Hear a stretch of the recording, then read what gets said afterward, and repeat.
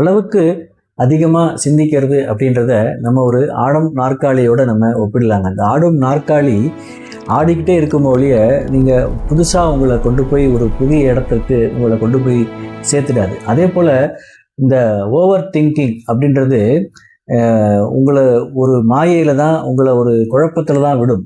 அதாவது தயாராவதற்கும் கவலைப்படுவதற்கும் உள்ள வித்தியாசத்தை வந்து நம்ம புரிஞ்சுக்கணும். அதாவது தயாராகுதல் அப்படின்றது நாளைய விஷயங்களுக்காக இன்றைய செயலில் இறங்குவது அப்படின்றது தயாராகுதலுங்க. கவலைப்படுவது என்று நாளை ஏற்படக்கூடிய துன்பத்தை நினைத்து இன்றே வேதனைப்படுவது, அது வந்து நமக்கு ஒரு கவலையை தான் உருவாக்கணும்.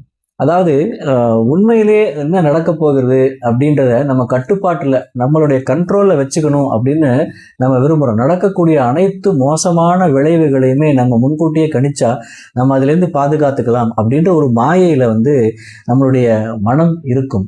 ஆனால் பாதுகாப்பாக இருப்போன்னு ஒரு மாயை தான் அது. நிதர்சனம் என்னென்றால், உங்களால் காற்றையோ புயலையோ எதிர்காலத்தையோ கட்டுப்படுத்த முடியாது. இப்போது உங்கள் கப்பலில் இருக்கக்கூடிய அந்த பாய்மரத்தை மட்டும்தான் உங்களால் சரி செய்ய முடியுமோ ஒழிய, இன்னுமே பிறக்காத ஒரு எதிர்காலத்தை வந்து நீங்கள் கட்டுப்படுத்த நினைக்கும் போது உங்கள்கிட்ட இருக்கிற ஒரு அருமையான நிகழ்காலத்தை, அந்த ஒரு ப்ரெசன்ட் லைஃப்பை நீங்கள் நிச்சயமாக மிஸ் பண்ணிடுவீங்க. இதற்கு நமக்கு ஒரு ஆன்மீக புரிதல் இருக்கும்போது, ஒரு ஆன்மீக விழிப்புணர்வு அவேக்கனிங் இருக்கும்போது, இதுலேருந்தெல்லாம் நம்ம வந்து நிச்சயமாக நம்ம சமநிலையாக எப்படி நடந்துக்கணுன்றது நமக்கு புரிய வரும்.